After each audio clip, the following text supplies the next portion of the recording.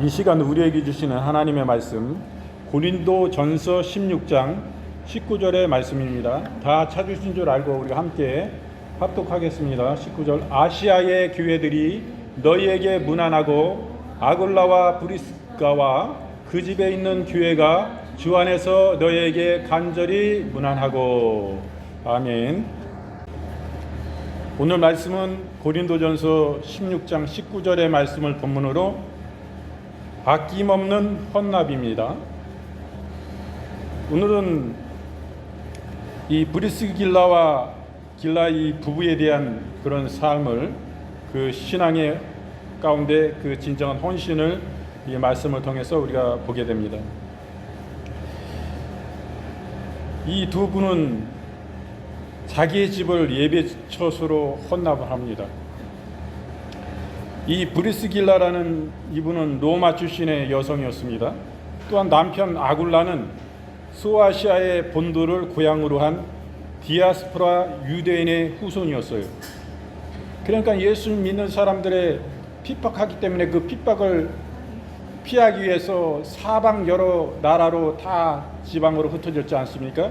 그것을 디아스포라라고 그래요. 흩어지는 거. 모였다가 핍박하기 때문에 흩어졌어요. 각처로.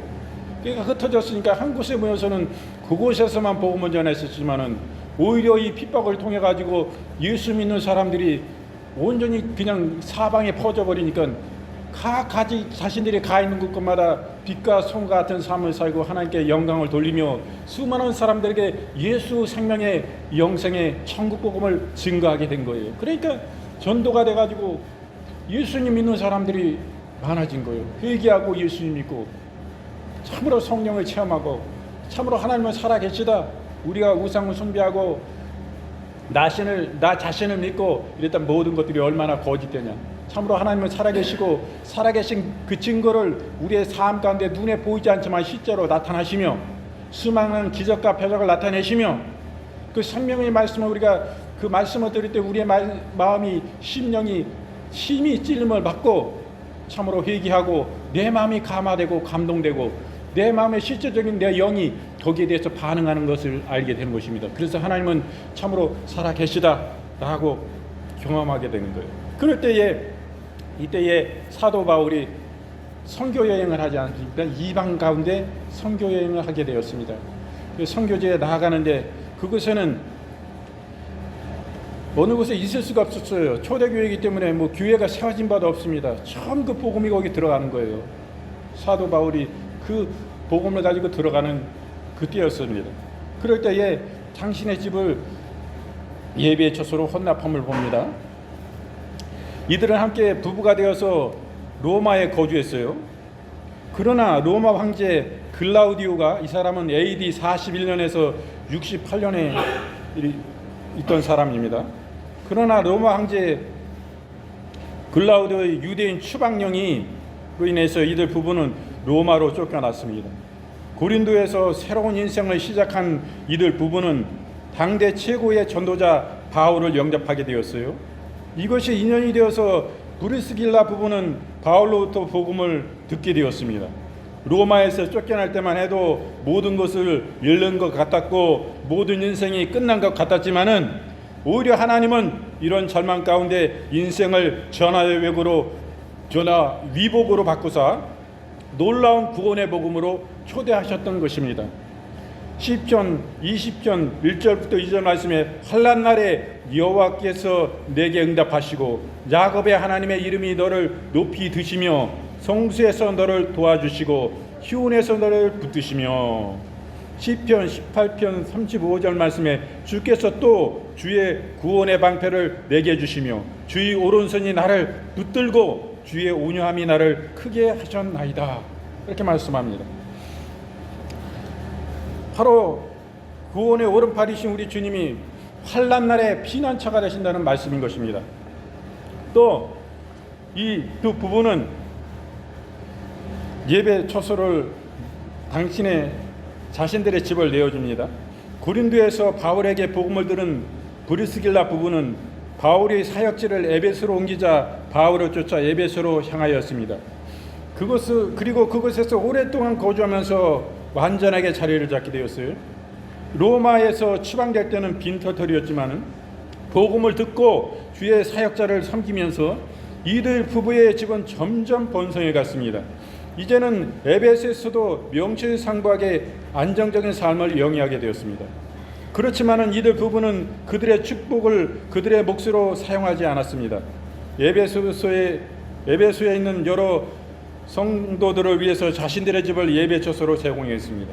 그래서 브리스길라 부부집은 훗날 에베소 교회의 전신이 되었던 것입니다. 그리고 지금 사도 바울은 이곳 에베소에 있는 브리스길라 부부의 도움을 받으면서 고린도 교회에 있는 성도들에게 문안하고 있습니다.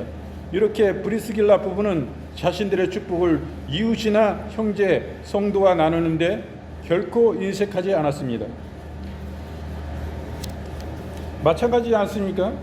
우리 이 마을에 우리 교회가 들어오기 전에는 처음부터 교회가 세워진 것이 아니지 않습니까? 다 가정에서 이와 같이 브리스길라의 집과 같이 이렇게 예배로 시작한 것입니다.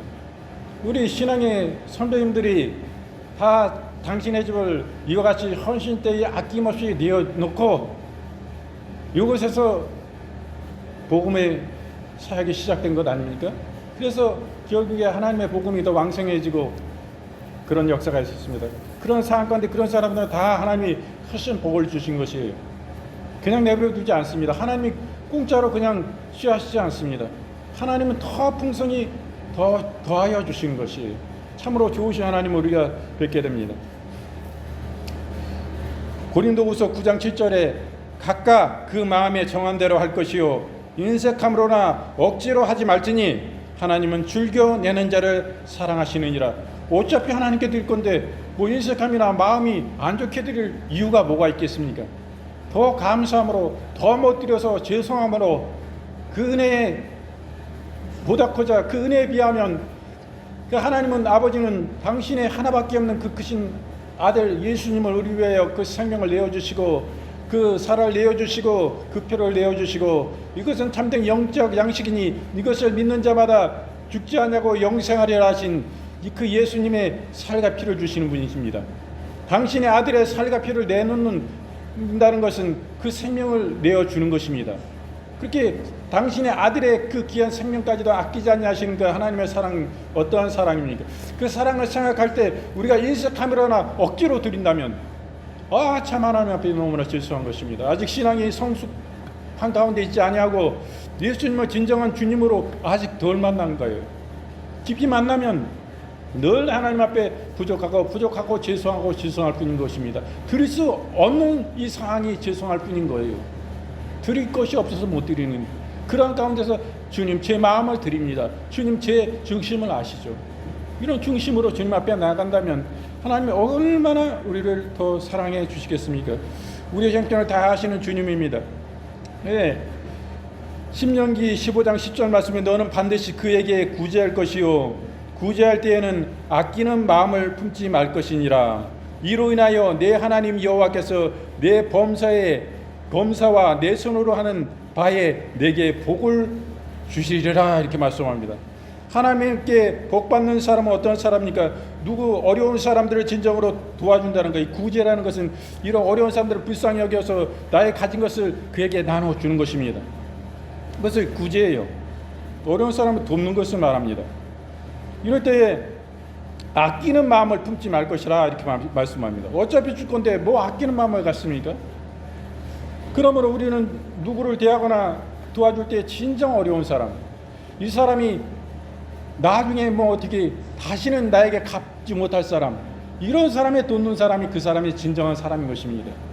권력자에게 가서 이런 것을 베푼다면 이 사람이 권력자이기 때문에 언젠가 나에게 더 풍성함으로 몇 배로 갚아줄 거라 생각하고 행하는 일들은 아니다 이거야. 하나님 보시기에는 이건 또 좋은 일이지만은 선한 일이고 하나님 보시기에 좋지만은 이것보다는 진정한 이 하나님 기뻐하시는 그 사람은 어떤 마음을 갖느냐, 이게 주님의 마음이에요. 우리가 주님의 은혜를 인하여서 갚지 못할, 우리가 참으로 구원받지 못할 영원 지옥 형벌 갈 수밖에 없는 우리들이 어찌 우리가 그 가운데 구원 얻을 수 있어요? 하나님의 절대적인 은혜요, 사랑입니다. 그 자비입니다. 그 하나님의 아들 예수님을 내어주신 거예요. 우리가 구원받을 길은 예수님, 죄 없으신 예수님이 대신할 수밖에 없는 것입니다. 하나님이 저 사단, 마귀의 왕인 사단을 내어준다 할지라도 사단은 우리를 구원할 수가 없습니다. 그가 십자가에 달려 우리의 죄악을 담당한다 할지라도 그는 자기 죄 때문에 죽는 것이지 안 돼요. 사단은 죄덩어리입니다. 그래서 우리 죄를 담당하고 자기 죄가 우리 죄보다도 큰데 어떻게 우리를 구원할 수가 있어요? 없습니다. 오직 예수님 한 분밖에 없어요. 그렇다고 해서 하나님 아버지가 오셔가지고 십자가에 못 박히실 수는 없는 거 아니에요. 예수님이, 하나님은 죄가 없으십니다. 하나님 아버지도 죄가 없으셔요. 예수님도 없으셔요. 죄 없으신 분이 우리의 죄를 담당해야지만이 우리가 죄속함을 얻을 수 있는 것입니다. 이 땅에 어떤 이름도 없어요. 오직 예수님의 이름을 통해서 우리가 구원을 얻는 것입니다. 예수님 아닌 모든 것들은 하나님 천국의 문이 아닙니다. 예수님만이 천국에 들어가는 문이에요. 예수님을 통해서만이 천국에 우리가 이르는 것입니다. 예수님이 문이에요. 그렇지 않은 다른 우상이나 종교나 어떤 사상이나 그런 것을 통해 가지고 구원을 얻을 길은 없는 것입니다. 그 문을 들고 어떤 다른 문을 통해 들어가면 거긴 바로 절벽이요 낭떠러지 어둠 천길인 것입니다. 그것은 지옥의 구렁텅이에요. 오직 예수님을 통해서만이 그 문을 통해서 들어갈 때 우리에게 찬란한 영광의 그 하나님의 황금 길을 통해서 예수님을 통해서 천국에 들어가게 되는 것입니다. 아버지 하나님 앞에 나아갈 수 있는 길은 오직 예수님 한 분밖에 없는 것입니다.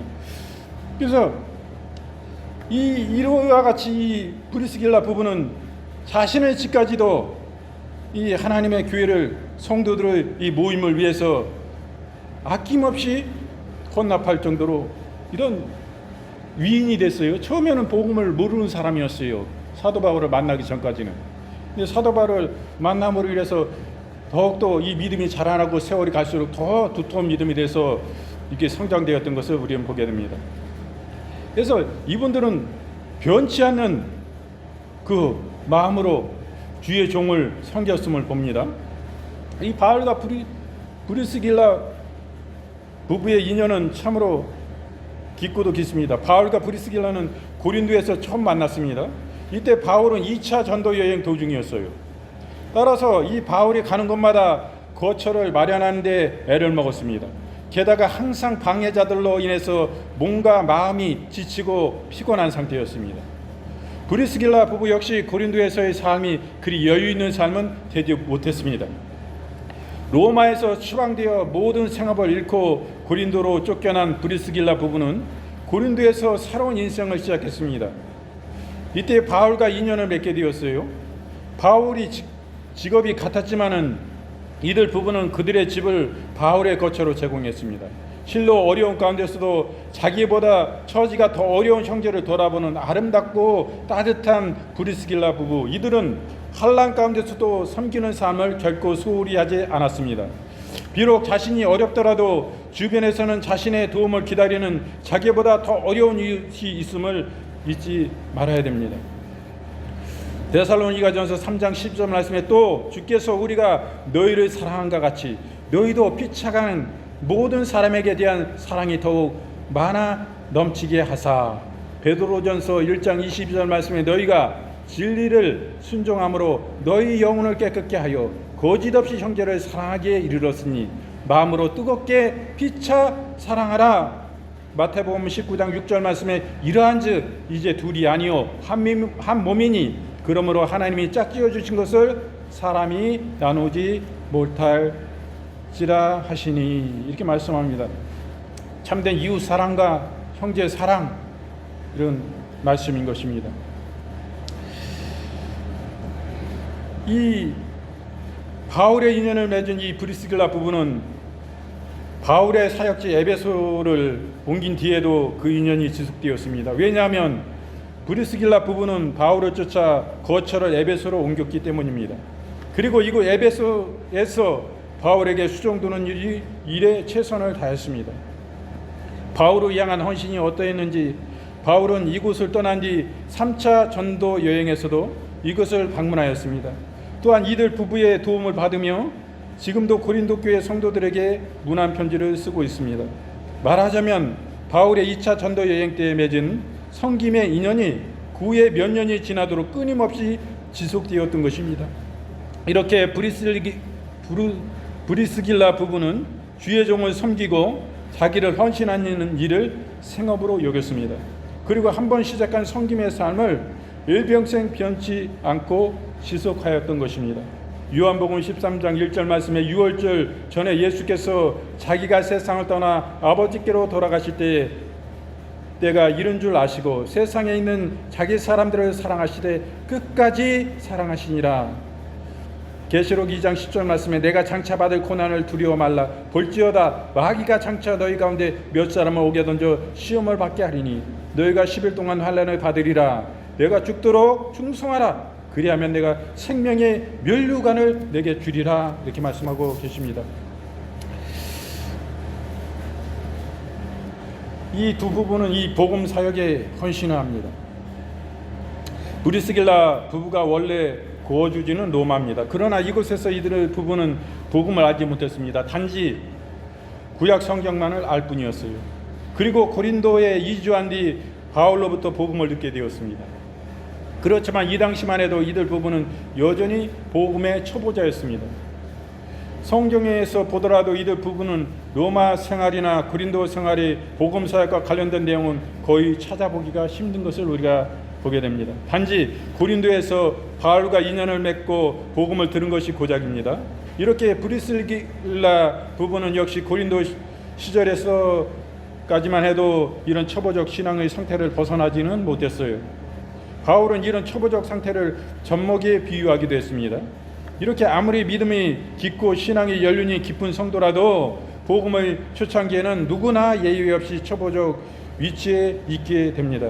이런 사실을 감안할 때 우리는 더욱 초보 신자들에 대한 그런 관심과 사랑을 가져야 됩니다. 고린도전서 3장 2절 말씀에 내가 너희를 젖으로 먹이고 밥으로 아니하였노니 이는 너희가 감당치 못하였음이거니와 지금도 못하리라. 히브리서 5장 12절부터 13절 말씀에 때가 오려므로 너희가 마땅히 선생이 될 터인데 너희가 다시 하나님의 말씀을 쳐보가 무엇인지 누구에게 가르침을 받아야 할 것이니 젖이나 먹고 단단한 식물을 못 먹을 자가 되어도다. 대저 젖을 먹는 자마다 어린아이이니 저희는 말씀을 경험하지 못한 자요. 그러므로 초보적 신앙을 벗어나서 장성한 신앙으로 자라나도록 힘써야 되는 것입니다. 브리스길라 부부는 바울을 쫓아 에베소로 이주하면서 지속적으로 신앙 훈련을 쌓고 그 결과 놀랍고 훌륭한 믿음의 장성한 사람이 되었던 것입니다. 그들은 에베소에서 당대 최고의 학자요 목회자인 아볼로에게 복음의 도리를 가르칠 정도의 사람이 되었습니다. 그리고 자기의 집을 예배 처소로 내어놓고 이제는 예배의 중심 인물이 되었습니다. 한때는 복음의 초보자로 걸음마를 했지만은 이제는 믿음의 분량이 장성하여 복음의 전도자요 예배 인도자가 된 것입니다. 그리고 꾸준한 주의 복음의 사역에 헌신하는 삶을 살았습니다. 이렇게 성도들도 항상 그 믿음이 성장해야 됩니다. 날마다 어린아이 같은 신앙에 머물러서는 안 됩니다. 바로 그럴 때 비로소 우리는 헌신과 자기 희생의 성숙한 믿음 생활을 하게 됩니다. 에베소 4장 13절 말씀에 우리가 다 하나님의 아들을 믿는 것과 아는 일에 하나가 되어 온전한 사람을 이루어 그리스도의 장성한 분량이 충만한 데까지 이르리니 누가복음 2장 52절 말씀에 예수는 그 지혜와 그 키가 자라가며 하나님의 사람에게 더 사랑스러워 가시더라. 이 장성한 믿음으로 자라나는 그 신앙으로 우리는 나아감을 이렇게 말씀을 통해서 우리가 보게 됩니다. 우리 말씀을 통해서 보게 되는 것은 오늘 말씀이 아낌없는 헌납인데 이 브리스길라 부부는 자신들의 집을 예배 처소로 헌납합니다. 그리고 끝까지 변치 않는 주의 종의 섬김을 우리는 보게 됩니다.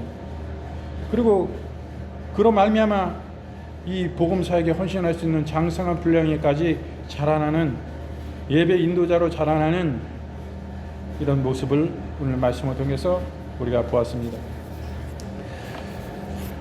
지금 굉장히 우리나라 전체 시국이 굉장히 어지럽습니다. 이런 가운데 있는데 우리가 이 시대를 어찌 우리가 분별해야 되겠습니까? 우리 예수님 믿는 사람들은 이 시대를 잘 분별해야 됩니다. 이 시대가 어떤 가운데 와 있는지 우리는 봐야 되는 것입니다. 이번에 참으로 이렇게 보게 되는 것은, 저도 이 박근혜 대통령 당시에 그 탄핵이 또 있었습니다. 그리고 이번에 또 두 번 우파라고 그러죠. 우파 좌파 그런 거 그런데, 그리고 또 이제 지금 또 현 시국에 현재 시점에서 그 대통령 탄핵이 이루어지고 있습니다. 이런 가운데 여러 정치적으로도 굉장히 혼돈한 가운데 있습니다. 그래서 이러한 어려운 가운데 권력을 잡은 자의 행태를 우리 보면은 지금 시국이 어찌게 되어 있는가 알 수 있는 것입니다. 그 당시에 사실 저 사모님은 그 당시에 우리 탄핵당해 가지고 박근혜 대통령이 3% 지지율까지 떨어졌을 때인 것입니다. 그래서 모든 언론과 방송과 모든 매체가 다 박근혜 대통령을 이상한 사람으로 매도하고 매장을 했어요. 그런 가운데 우리는 진리를 보는 눈이 있습니다. 하나님이 우리에게 주시는 하나님의 은총이에요. 그래서 그러한 가운데 얼굴을 들고 다닐 수가 없는 거예요. 그 사람을 지지하는 사람들은 얼굴을 들고 다닐 수가 없습니다. 왜 우리가 친북, 정북 사람 그런 정치인들에게 우리가 펴주지 않고 우리가 그와 반대되는 사람들에게 동성애를 차별법을 반대하고 명확한 생각을 가진 정치인들을 지지합니까? 당연히 지지해야 되는 거예요. 예수님이 기뻐하는 예수님의 복음, 예수님 핍박하지 않고 그런 사람들을 지지할 수밖에 없는 것입니다. 예수님 핍박하는 그런 사람을 지지하면 됩니까? 안 됩니다. 신앙 양심이 안 되는 거예요.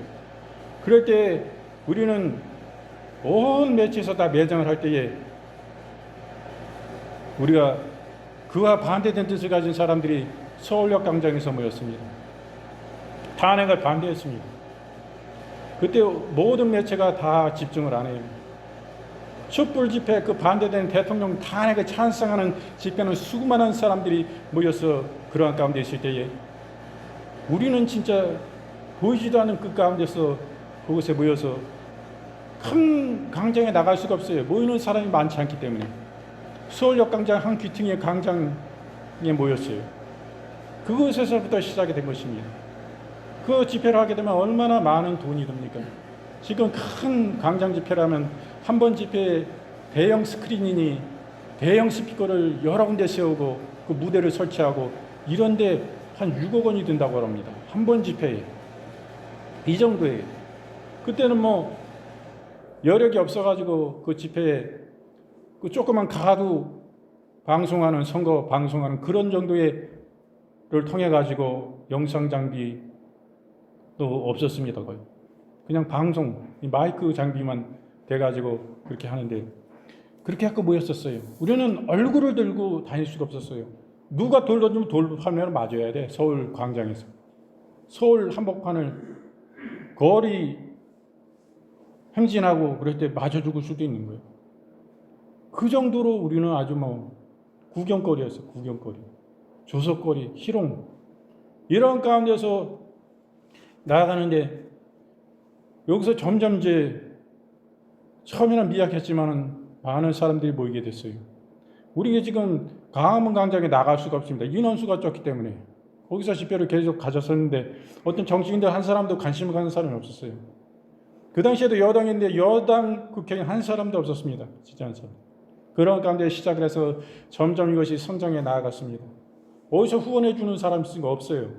다 그 회원들이 각자 돈을 각출해서 십시일반으로 통장을 그 운영자들이 개설을 해서 그 이름으로 개인 통장으로 했어요. 법인이나 뭐 이런 게 전혀 준비 안 된 상태예요. 그렇기 때문에 그렇게 했었는데 그래서 이제 점점 많아지면서 지방에 올라오는 사람들에게 이제 버스를 대절하면 그 버스비를 줘야 돼. 이런 것도 다 회원들이 십시일반으로 지금도 마찬가지지만은 모아가지고 그렇게 시작을 한 것입니다. 우리 사모님, 제가 여기 뒤에 청빙대 오기 전까지 그 추운 겨울에 그 광장에서 그게 모여서 한다는 게 보통 힘든 게 아닌 것입니다. 지금도 뭐 밤새워서 하고 막 그러는데 보통 온몸이 다 얼어요. 바깥에서 그렇게 몇 시간 서 있으면 다리, 허리 고통 아픈 거 아니고 그 추위는 말할 것도 없습니다. 그래서 점점 더 많은 수가 모여서 이제는 거기서 서울역에서 나와서 서울역은 다른 이런 우파 분들이 집회를 하고 거의 다 기독교인이에요. 나온 사람들이. 다른 불교나 이런 사람은 그렇게 많지가 않습니다. 애국 운동하는 사람들. 근데 기독교인들인데 모여가지고 이제는 대한문 앞에 거기 이제 서울시청 광장하고 같이 있지 않습니까? 서울 그 광장을 이 좌파 이 노조에게 뺏기지 않기 위해서 우리가 거기를 지켰어요. 텐트를 치고. 토요일 날은 많은 사람이 모이지만 그렇지 않으면 이게 당번을 정해가지고 거기 조그만 텐트를 치고 춥지만은 그 광장을 지키는 거예요. 뺏기지 않기 위해서. 그 좌쪽에 있는 사람들이 많이 모이면 거기까지 다 자기들이 채워버립니다. 우리가 집회 신고를 했지만은 그들이 차지해버린 그만이야. 밀리지 않게 해서 또 그 당시에는 서울시장이라는 사람이 그 좌파였는데 전혀 협조를 안 합니다. 화장실에는. 그런 가운데서 우리를 얼마나 핍박을 받았는지 몰라요. 그런 가운데서 그 사람들이 대집행을 해버리면 또 텐트고 뭐고 다 철거해가지고 다 없애버립니다. 그런 가운데서 어렵게 집회를 하면서 왔는데 더 많은 수가 사람들이 깨어나기 시작하면서 이제는 국회의원이 붙었어요. 지금 강원도지사인 김진태 국회의원이 처음 나오게 된 것입니다. 거기서 연설하고 그 사람들 그렇게 하면서 왔지. 지금 우리 공화당으로 간 국회의원 그 사람도 나오기 전이에요. 그러면서 우리가 강화문 집회로 성장하게 됐습니다.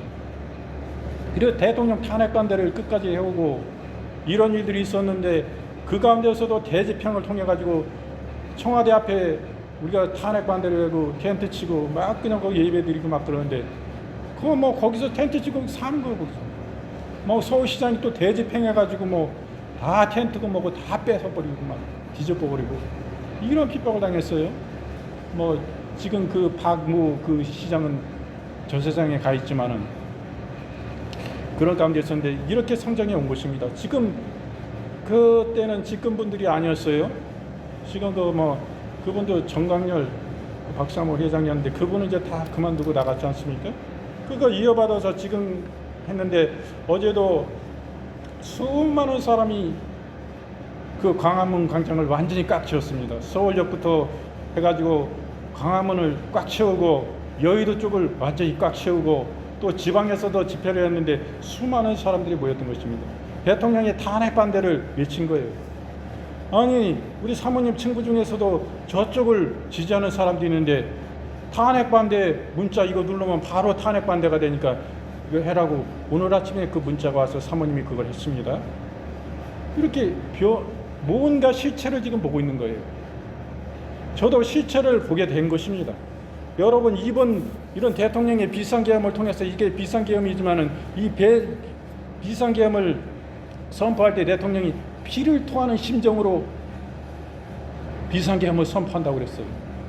대통령은 우리나라에서 제일 안테나 정보가 가장 많은 분이 바로 대통령입니다. 정확한 정보를 아는 것이 바로 대통령인 것입니다. 그런 가운데 있는데 뭡니까 대통령이 선포한 비상계엄의 선포? 첫째가 부정선거입니다. 그리고 둘째가 사법부 업무방해에 대해서요. 부정선거는 차차 하더라도 부정선거도 그래요. 이 선관위가 그 모든 서버를 다 보여주고 까면 됩니다. 부정선거 의혹이 있으면 의혹을 해소하는 게 헌법기관으로서 당연한 거 아니에요? 꿈쩍도 안 하고 있어요. 그거를 서버를 열고 실체를 보여준대. 그건 뭐 비밀도 아니고 아무것도 아니에요. 보여주면 돼요. 그리고 여야 다 관계인들 참여를 하고 전문가들 참여해서 확인해 보면 되는 거 아니에요. 의사를 해석시켜야지. 분명한 그런 대통령은 정보를 국정원이나 모든 데서 다 받고 있는데 국정원 서버가 쉽게 뚫린다는 거예요. 쉽게 아무나 비밀번호도 1, 2, 3, 4, 5 해가지고 북한이나 중국이나 아무나 서버를 뚫고 들어와서 선거를 농락해버릴 수가 있다는 거예요. 선거한 사람이 선거 안 한 걸로 될 수도 있고 선거 안 한 사람이 선거 한 걸로 조작할 수 있다는 거예요.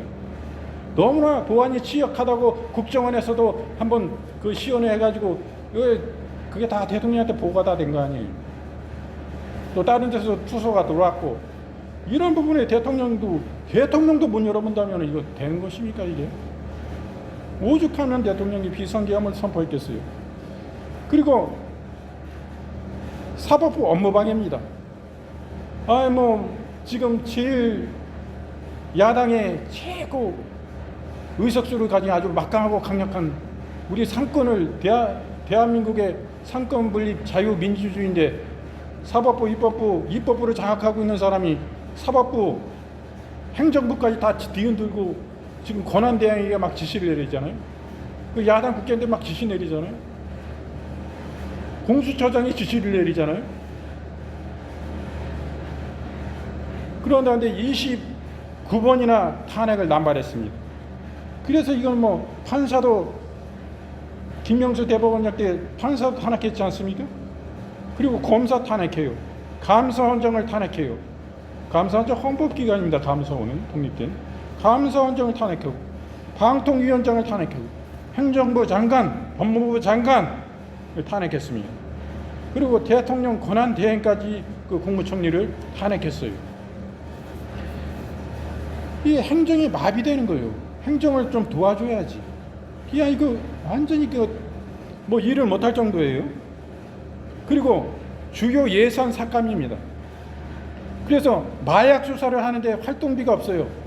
범죄 수사를 하는데 검찰이나 경찰이나 국정원이나 활동비가 없어요. 그러면 이 사람들이 자기 돈 월급 받은 거 털어가지고 누가 그거 활동합니까? 할 수가 없어요. 자기 생활하기도 바쁜데 그거 털어가지고 어떻게 일을 합니까? 잠복근무하고 그러면 빵 사 먹고 그래도 그 차에서 범죄 잡을 때 잠복근무해야 되잖아. 그러면 빵 사 먹으려면 자기 돈을 다 하면 어떻게 그거 맨날 그럴 수가 있어요? 밤새 가면서. 그리고 누가 그렇게 헌신 가지고 내 거 다 털어가지고 그 수사를 합니까? 그럴 수 있는 거예요. 그리고 못하면 우리나라 마약 국가 되면 어떻게 해요? 북한에서 마약 수출해가지고 우리가 마약 받아가지고 중국 거쳐가지고 제3세계 거쳐가지고 우리나라로 들어오는데 북한 마약 가지고 우리가 마약 국가 되면은 나라는 그냥 북한의 통째로 뺏기는 거예요. 지금 문재인 정권 5년 동안 마약 수사를 안 해가지고 우리나라가 마약이 얼마나 퍼졌습니까? 마약 수사를 못하게 해놔가지고. 그런데 또 이 마약의 예산을 활동비를 다 깎아버리면 우리나라 망하는 거예요. 지금 중고등 학생들이 그냥 알약 같은 거 이런 거 마약인지 모르고 뭔데 살 빼는 약 이것도 마약이요. 그래가지고 살 빼는 약 먹고 운전해가지고 막 사고 내고 막 그런 사람 있잖아요. 그 마약인지 모르는데 그게 마약이에요. 이게 환청 이런 게 막아가지고 이상해집니다. 큰일 막 사고 내고 그랬는데 이런 거 활동비 깎아냅니까? 그리고 초급 간부 수당, 군인 수당들 있죠. 하사관들, 하급 간부들 지금 병장보다도 월급이 식대해가지고 그만두는 사람이 엄청 많습니다. 이 사람들 좀 월급 좀 올려줘야지 좀 사기 좀 생기고 그러죠. 병장보다 더 적으면 어떻게 직업군인으로서 자기도 가정도 있는 사람들 있고 그런데 어떻게 삶을 영위하고 그 사기가 떨어졌잖아요. 그거 올려주려고 예산을 세웠는데 그것도 다 삭감을 했어요. 그리고 재난 예산 삭감을 해버렸습니다. 그래가지고 이번 무한 비행기 사고도 있었지만 이럴 때 나라가 긴급히 쓰는 거예요. 큰 눈이 와가지고 이번에도 비닐하우스 막 돼가지고 재난지역으로 선포하고 막 그러죠. 재난지역 가지고 선포해가지고 선포만 하면 뭐예요? 그 지원해야 되는데 선포했으면 지원해야 될 건 예산이 있어야지. 그런데 해가지고 예비비 예산을 해놨는데 그거 싹 깎아버린 거예요. 그래서 대통령이 어떻게 국정을 이끌어 나갈 수 없을 정도로 이렇게 하면 됩니까? 그리고 지금 탄핵 정국에 왔는데 대통령이 탄핵되자마자 내란죄다 이렇게 선동하기 시작했어요. 민주당에서. 그거 됩니까? 무죄 추정의 원칙이 어느 국민이나 재판이 판결이 나가지고 법원에서 너 이런 죄 졌으니까 몇 년 구형 때렸는데 검찰이 때렸는데 선고한다 몇 년 또 벌금 얼마 추징금 얼마 이렇게 하고 법원에서 대법원까지 가서 나와야 그래야지 이 사람이 죄인 된 거예요. 경찰에 그냥 무슨 혐의가 있어가 붙잡혀 가서 조사했다? 검찰에 가서 조사했다? 공수처에 가서 조사했다? 언론에서는 막 내란죄니 뭔 죄니 이 사람 뭐 죄졌니 그랬는데 그거 아니에요. 그 판결 나야지 죄인이 되는 겁니다. 무죄 추정인데 대통령을 내란죄. 자기들은 죄 져놓고 자기는 죄 없고 3심 대법원까지 가봐야지 내가 무슨 죄야? 이 뻔뻔히 있고 그렇잖아요. 조국도 그렇고 2심에서 2년 선고가 됐는데 그거 법원에서 직결로 바로 수감시키지 않고 그냥 내버려 두다가 국회의원까지 돼가지고 이제 대법원에서도 그와 같이 똑같은 판단이 나오니까 이제 며칠 준비하고 들어갔어요. 이게 나랍니까? 일반 백성들 같으면은, 국민들 같으면은 있을 수도 없는 얘기예요. 즉각 법원에서 선고 딱 때리자마자 바로 직결로 그냥 바로 구속되는 거예요. 이런 가운데 있습니다. 참으로 지금 저는 이런 걸 보면서 지금 민주당이라는 거대 야당이 우리나라를 막 다 쥐어들고 있어요. 대통령 권한대행도 꼼짝 못해요. 경찰, 검찰 다 지시내리잖아. 다 지시내려 자기들 마음대로. 그런 가운데 있습니다. 그럼을 통해 가지고 이제는 그 민주당 어제 의원이 유튜브니 우리 반대되는 민주당 반대되는 지금 저기 나오면은 다 내란죄 옹호 세력을 해가지고 어저께도 많은 사람을 고발했습니다. 그리고 이제 카톡 문자만 민주당에 대해서 나쁜 문자를 보내고 니들끼리 그래도 그거 누가 우리한테 투서내고 우리한테 고발해가지고 하면은 다 고발할 거다 말이에요. 이게 맞는 말입니까? 지금 저는 이 상황을 보면서 이건 아닌데 현직 대통령이죠. 현직 대통령을 지금 막 특수부대를 경찰을 테러를 진압하거나 이럴 때는 경찰들을 보내가지고 대통령을 체포할 거다 이러고 있습니다. 이거 안 되는 거예요. 이게 바로 내란죄인 것입니다. 현직 대통령이라는 걸 알아야 돼요. 지금 국가 원수요, 국가 수반입니다. 세상에 우리나라 국격이 있지 세계 6대 경제 강국의 이 대한민국 선진국이 모습이 이게 바른 것입니까? 이거 매일 민주당이나 야당이 지들 힘이 세니까 막 경호처장이 누구니 데려다가 다 아직 왜 수장을 왜 체포하네 당장 끌어 수갑 채워 계속 압박하는 거 아니야. 경찰이고 누구고 막 다 압박해요. 꼼짝 못합니다. 지금 뭐 행정부가 어디 있고 뭐 사법부가 어디 있어요. 입법부 국회 민주당이 다 장악하고 거기서 다 지시 내리고 다 통제하고 다 하는데 이게 전체주의 공산당이 하는 일 중공이 지금 중국이라는 그 중국 공산당이 하는 짓이에요. 그럴 수 있는 나라요. 언론을 통제할 수 있는 마음대로 국가에서 시진핑이 공산당이 마음대로 주무르고 통제하고 인터넷 막아버리고 마음대로 막 갖다가 막 어디 있던 사람이 언제 사라졌는지도 모르는 나라 중공인데 그런 나라로 우리는 지금 가고 있는 거예요. 전체주의 개인의 자유가 없어요. 대통령도 비판하는 세상이요. 임금님도 그 앞에 없으면은 임금님도 옛날에도 욕했던 세상인데 세상에 지금이 어느 시대인데 자기들한테 서로 뭐 자기들하고 상관도 없고 자기들의 직접 대놓고 하는 것도 아닌데 내 친구들한테 뭐 내 부부지간에 민주당 왜 이래 이렇게 하면 그냥 나쁘게 얘기했다고 잡아가겠다는 얘기잖아요. 감옥에 가두겠다는 얘기지. 우리의 신앙은 어디 있습니까? 우리 정신 차려야 돼요. 저 민주당의 최대 당수 그 사람이 대통령 제일 지금 선거 치러지면은 대통령 될 희망이 제일 큰 사람의 그 사상과 가치를 우리는 잘 봐야 되는 것입니다. 그 사람이 주장하는 게 무엇입니까? 그 사람의 첫째는 미군 철수입니다. 미군 철수. 둘째가 고려 연방제예요. 셋째는 대기업 해체입니다. 여러분, 바로 이게 이념 전쟁인 것입니다. 우리가 미군이 철수하면 우리나라는 망합니다. 미군 철수하면 누가 외국인들이 우리나라의 기업에 투자를 해가지고 주식을 투자하고 자본을 투자해서 하겠습니까? 싹 다시 걷어 들어가는 거예요. 그럼 우리나라 그냥 단방에 망해버리는 거예요. 국제신용 떨어지고 환율은 몇천 원대로 하락해서 우리 돈 가지고 사올려면은 우리 내 자산 다 팔아도 밀가루 한 푸대도 못 사는 그 세상에 올 수가 있는 것입니다. 그 현실이 눈앞에 있는 거예요. 그리고 그 사람이 어디하고 관련이 있습니다. 북한하고 다 그 통전부하고 관련이 있는 거예요. 대남 작전 우리나라 망하게 하는 게 북한의 그 짓인 것입니다. 그리고 계속 우리나라도 연결되어 있어요. 이석기 이석기 알아. 그 이석기 당이 반국가 세력으로 그 당이 해체됐지 않습니까? 그리고 구속됐다가 풀려났어요.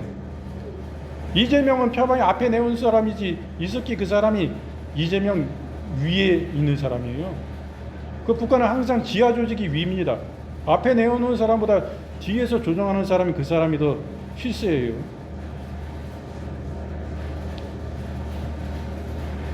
우리는 바로 봐야 됩니다. 그리고 그 사람이 주장한 것이 고려 연방제예요. 고려 연방제는 우리나라를 그냥 북한에 대해 갖다 주겠다는 얘기밖에 안 되는 것입니다. 고려 연방제가 뭐요? 한 국가, 한 민족, 두 체제, 두 군사, 두 외교. 우리가 남한하고 북한하고 이렇게 한 나라로 해가지고 이렇게 있지만은 대통령은 하나 뽑을 거 아니고, 대통령 뽑으면 북한은 다 김정은 뽑습니다. 우리나라는 그렇습니까? 다 여론이 나눠져가지고 그 나라를 북한에 갖다 바치겠다는 얘기요. 정신 차려야 됩니다. 제가 이거 지금 이런 거 보면서 저들이 정권을 가지면 어떻게 될까? 대통령까지 저기서 나오면 국회도 장악하고 있는데 지금 이와 같이 방자하게 자유를 말살하고 전체주의 공산당 중국 같은 그런 형식으로 나아가고 있는데 진짜 위험하다. 진짜 위험하다. 그런 걸 제가 굉장히 느끼는 거예요. 지금 이런 가운데 왔나. 지금 월남 패망의 그 모습을 보고 있는 것입니다. 우리는 남과 북이 대치하고 있는 가운데 있어요. 월남이 패망한 게 무엇입니까? 이와 같이 사에서 스며들어온 거예요. 종북 세력이. 그래서 공산당한테 멸망한 게 월남입니다. 한 9만 정도가 거기에 현혹이 돼 있었던 거예요. 그때 월남이 2천만이었습니다. 인구가. 오히려 군사력은 탱크나 모든 준비되어 있는 게 그 공산 세력보다 더 강했어요. 월남. 그렇지만 이 정신적으로 무너지고 침투해 있는 간첩들이 해가지고 거기가 공산화되고 만 것입니다. 우리 자유대한민국 이승만 대통령이 건국 대통령인데 이 대통령이 성경에 손 올리고 우리나라를 건국한 것입니다. 우리나라 재정국회 초대 국회가 이 성경에 손 얹고 기도하고 세운 나라가 대한민국이에요. 그렇기 때문에 우리나라가 지금 자유 대한민국으로서 박정희 대통령의 산업화 혁명을 통해 가지고 이렇게 발전의 뿌리를 내린 것입니다. 그렇지 않았다면 이승만이 없었다면 김구나 이런 사람이 됐다면은 그 김구가 북한에 갔다 와가지고 거기는 다 우리 전쟁 준비가 돼 있는 가운데서 수가 갖고 왔잖아요. 탱크가 이루 말할 수 없는 전쟁 준비가 다 돼 있는데 북한은 전쟁 안 일으킨다. 우리만 선거해가지고 이렇게 되면 안 된다. 우리는 하나 민족이기 때문에 그 속은 거예요. 김일성이가 우리나라를 그냥 내버려 둡니까? 소련하고 다 합의돼가지고 여기 적화시키려고 다 마음 먹고 있었는데 속은 거잖아요. 그나마 이승만 대통령이 잘해서 우리 또 단독 정부를 세워 나가고 이렇게 자유민주주의를 세웠기 때문에 우리나라가 현실에 있는 것입니다. 뭐 부정되고 안 좋은 거를 막 이렇게 들춰가지고 했는데 그것도 거짓된 게 엄청나게 많습니다. 이승만 대통령이 없었으면 우리나라는 북한과 똑같은 거예요. 우리 북한의 김일성이 여기도 지배해버리고 마는 거예요. 그래서 우리나라는 지금 북한이요. 여기가 북한. 여러분 생각해보면 거기 살고 싶어요? 우리 기독교인들은 희를 말려가지고 있을 수도 없는 거예요. 여기서 공무원들 싹 죽이지 않습니까? 우리가 6.25 때 얼마나 많은 목회자나 전도사님들이나 우리 믿음의 형제들이 불 띄워 죽고 기름 부어서 태워 죽이고 죽창으로 찔러 죽이고 무자비하게 죽이고 예수 믿는 사람들 다 찾아서 숨어 있는 사람까지 다 잡아다 공개적으로 사용하고 총살하고 죽창으로 찔러 죽이고 무자비하고 잔인하게 죽인 게 공산당이라는 거 여러분 잊어서 안 돼요. 정신 차려야지. 우리가 지금 그들한테 나라가 먹히면 우리는 다 숨겨야 돼. 다 죽어야 돼. 걔들이 살려줄 것 같습니까? 예수 믿는 사람들. 공산당은 예수님을 가장 싫어합니다. 예수쟁이란 예수 믿는 사람들 아주 씨를 말리는 거예요. 이 사람들은. 이때 우리가 정신을 차려야지. 우리 나라 가운데 간첩이 없을 것 같습니까? 월남은 말아요. 왜 간첩이 없을 것 같아요? 얼마나 지금 우리가 민주노총이라는 그 노조가 얼마나 간첩받아 있고 북한하고 통신을 오가면서 그들의 지식과 지령에 따라서 그들이는 아주 그들이 노조 산업에 대해서 자기들의 뭐 먹거리 뭐 우리에게 불합리하다 해가지고 기업에 요구하는 데가 아니에요. 정치 집단이 되어 있다니까요. 그래가지고 노조가 없는 데가 어디 있어요? 그 민주노총이 공무원 노조에도 들어와 있죠. 언론 노조의 방송 여기 다 들어와 장악하고 있습니다. 그 민주노총 노조원들이에요. 뭐 금속노조 자동차 이런 거 만드는 거 산업청장뿐만 아니라 다 그래. 전 나라의 공무원부터 해가지고. 그러니까 대통령 이런 거 뭐 자기네들 반국가 세력 가만 안 두겠다. 우리 잘못 공산화 되면 큰일 난다. 이걸 아시고 대통령이 비상계엄 내니까 날뛰는 거 아니요. 북한의 지령이 다 있어요. 이거 북한의 지령연대로 하는 것입니다. 대통령을 갑자기 내란죄래. 내란 선동이라고 그러고 막 같이 동행하면 내란 선동 협작 세력이라고 막 몰아붙여가지고 지금 막 이렇게 하고 있잖아요. 무죄 추정인데도 불구하고 무슨 내란죄요. 대통령이 가장 높은 위치에 있고 국가 원수인데 그분이 내란죄 가지고 뭐를 찬탈하고 싶은 게 있겠어요? 내란죄는요, 대통령 위에 있는 사람 끌어내려서 자기가 대통령 되려고 그러는 게 내란죄예요. 전두환 씨가 자기가 한번 비상계엄 내렸죠. 그리고 강주 사태가 있었습니다. 그런 거 왜 그런 일이 일어나요? 그때는요, 최규하 대통령이었어요. 그 사람이 비상계엄을 내려야만이 자기가 정권을 찬탈할 수 있기 때문에 그래서 그런 게 있었던 것이지. 비상계엄이 있었습니다. 전국으로 확대한 거예요. 박정희 대통령 돌아가시고 비상계엄이 있었습니다. 그런데 전국에 확대된 게 아니었어요. 전국에 있는 게 아니고 어느 부분에만 있어서 이 수도권이나 서울. 그것을 전국으로 확대하기 위해서 자기가 정권 잡으려고 그래서 내는 게 비상계엄. 그런 거를 나중에 뭐 내란죄니 뭐 이럴 수 있는 거예요. 그러나 대통령이 무슨 내란을 저질러요. 자기가 최고 높은 자리에 있는 이 언어 자체마저 언어 도단입니다. 이건. 이런 가운데인데 우리가 정신을 차려야지.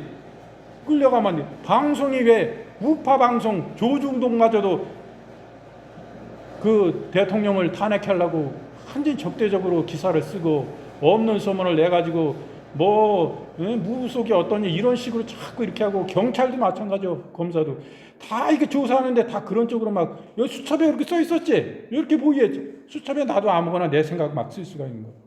소설을 쓰고 이걸로 해가지고 대통령 막 방송에 그것도 막 퍼뜨려. 원래 방송에 그런 거 내면 안 됩니다. 수사행 그 정보를. 그 명예훼손이에요. 얼굴을 못 들고 나쁜 사람으로 매장시켜서 국민들이 미워하게 하는데 국민들은 보고 있는 거예요 지금. 대통령이 그래가지고 지지율이 10% 이하까지 떨어졌습니다. 계엄 내리자마자.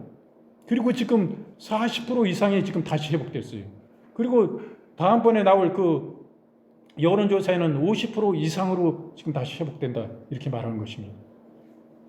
이게 가짜니 어머짜니 해가지고 했는데 그 중립적이고 저 좌측에 갖고 한국갤럽이 다시 조사했을 때 40% 이상 다시 회복된 게 공표됐습니다. 며칠 전에 확인이 됐어요. 그래서 뭐 좌측에서도 여론조사가 잘못된 그런 소리 할 수가 없는데 이런 가운데 있어요. 여러분 언론사, 방송사 거기에 좌쪽에 민주노총에 소속되어 있는 그 민주노총 간부들은 거의 간첩이요. 중간첩이 아니라 간첩이에요. 북한한테 지시받고 북한하고 전원통신문을 오고 가고 거기에 지시받는 정치 집단이라니까요. 그냥 노조가 아니요. 순수한. 그렇기 때문에 저도 위험하고 심각하게 보는 거예요. 그래가지고 내가 그쪽에서 대통령 나오면 그 사람도 하나님이 세우신 거니까 내가 지지하고 뭐 그 사람 위해서도 축복하고 기도할 것이지만 이렇게 얘기했지만 지금 오늘 며칠 상간에 일주일 상간에 볼 때 아니야.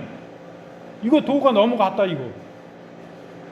아니 민주당이 지금 이게 입법부에서 온 사법부를 뒤흔들 뿐만 아니라 막 국민을 자기들한테 좀 반대되는 얘기면 막 다 통제해버리고 다 고발하고 이래버리려고 그래요. 그러면 아직 자기들이 국회 입법부의 그 권력 가지고도 이러는데 만약에 거기서 대통령까지 나오면은 나라는 지들 마음대로 지들 하고 싶었던 그동안 숨겨놨던 그 마음을 얼마나 드러낼 거냐 이거요. 우리가 예수님 이 땅에서 우리가 제대로 믿고 살겠어요? 우리 가만두겠어요? 자기들이 뭐 막 하고 싶은 대로 막 법을 만들어 버리는데 상식을 벗어나고 뭐 여당하고 뭐 협의하고 상의하는 거 없어요. 이렇게 만들면 어떻겠냐? 이렇게 제대로 상의하는 게 자기들 마음대로 다 만들어 놓고 이대로 해야 돼. 이대로. 뭐 저기 뭐 경호처도 지금 자기들한테 뭐 대통령 체포 못하게 자기들 법대로 그 사람들도 다 그대로 따르고 하는 건데 뭐 전혀 뭐 공수처를 통해서 공수처는 지금 대통령 수사할 수 없는 그런 데도 공수처를 통해 가지고 한 것도 위법이고 불법입니다. 사실은 그 영장 내준 그 법원도 그 불법이에요. 대통령은요 중앙지법에서만 이 영장을 내줄 수 있는 겁니다. 그 시행규칙에 다 나와 있는 거예요. 시행규칙에 모든 공무나 이런 일이나 법원이나 검찰이나 여기 시청이나 다 공무원들 그 시행규칙 보고 다 법이 있지만은 법에 의해 가지고 시행규칙이 있어요. 그 책을 봅니다. 민원인이 딱 갖고 오면 그래가지고 올해 년도에 전년도에까지 올해 년도에 무엇인가 딱 봐요.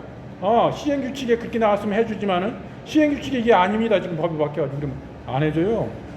그렇게 따라가는데 전혀 서울 서부지법에다가 영장을 그쪽에 그 편향돼 있는 생각 가진 사람들이 그 법원이 중심을 가지고 법률에 의해 그 법률의 헌법에 의한 거기에 법률의 이치에 따라서 영장을 발부하고 판결을 내려야지. 그게 아니고 형사소송법은 제외시키고 대통령을 이게 형사영장인데 그거는 제외할 수 있다. 자기가 판사가 법을 만들면 돼요. 입법부에서 만드는 거예요. 월권이고 잘못된 영장 가지고 대통령을 지금 끌어내려고 하는데 우리가 붕괴할 수밖에 없는 거예요. 이게 공산당이지 이게 떼법을 쓰는 거지. 세상에 우리 대한민국은 헌법에 의한 가치를 가지고 법률에 의해서 누구나 평등하고 누구나 무죄 추정의 원칙에 따라서 있어야 되는데 이렇게 우리 선전선동 당하고 있는데 여러분 정신 차려야 됩니다. 우리나라가 대기업 해체하면은 우리나라 망해요. 이 사람이 미군 철수, 고려 연방제, 대기업 해체 이거 말 되는 겁니까? 이들은 포괄적 차별금지법을 주장하면서 동성애를 합법화하려고 그러고 동성애 결혼을 미국이 지금 동성애 결혼이 있어요? 합법화되어 있어요? 교회 목사님들이 동성애 나쁜 거다 얘기하면 하나님 말씀에 의해 가지고 감옥 가요. 붙잡히 수갑 찹니다. 이런 나라 되는 거예요. 국회에서 법 만들어 가지고 그거 동성애 차별법 그거 통과시켜 버리면 민주당에서 자꾸 이런 짓 해요. 이게 예수님과 원수입니까? 아닙니까? 이 복음과 정 반대되는 역사요. 아니 나 이 사모님이 그쪽 편인데 오늘 그 대통령 탄핵 반대 여기 서명하는 거 문자로 딱 와가 이것만 누르면 바로 들어가서 전화 통화하면 돼 바로 반대로 된대. 그거 보내주는데 이게 비상계엄을 통해 가지고 계몽이 된 거예요. 오죽하면 대통령이 피를 토하는 심정으로 이걸 했겠어요. 내가 볼 때 대통령도 알았을 거예요. 이렇게 내리면은 군인들이 내 말 들을까? 알아. 대통령이 이거 나갈 때 니네 총알 갖고 나가지 말라. 총 가지고 나가고 이랬는데 대통령이 총알을 사용하라고 그랬다고 그러죠. 이거 말이요. 우리가 정신 차려야 돼. 우리가 얼마나 자경화되어 있고 우리가 이게 얼마나 붉은 물이 들어가지고 나라가 이거 물 빼려면 진짜 어렵습니다. 이런 가운데 우리의 마음이 어디에 있어야 됩니까? 어디를 지지해야 됩니까? 우리의 신앙 자유를 위해서라도 우리는 잘 생각해야 돼요. 진짜 잘 생각해야 됩니다. 우리가 정신을 차려야 됩니다. 나라가 공산화되면 우리는 다 죽는 거요. 나만 죽나? 아직 창창한 아주 그냥 내 손자까지도 아주 씨를 말리는 거예요. 이 공산당들은. 그러니까 우리가 정신을 차려야지. 정신 차려야지. 우리 신앙의 유지를 위해서 또 하나님의 영광을 위해서 주님 기뻐하시는 일을 위해서 우리는 나아가야 되는 것입니다. 그래서 우리가 어리들 지지하는 마음을 가져요. 그래서 안타까움으로 이 시국의 어려운 점에 대해서 이렇게 함께를 이렇게 이야기를 나눴습니다.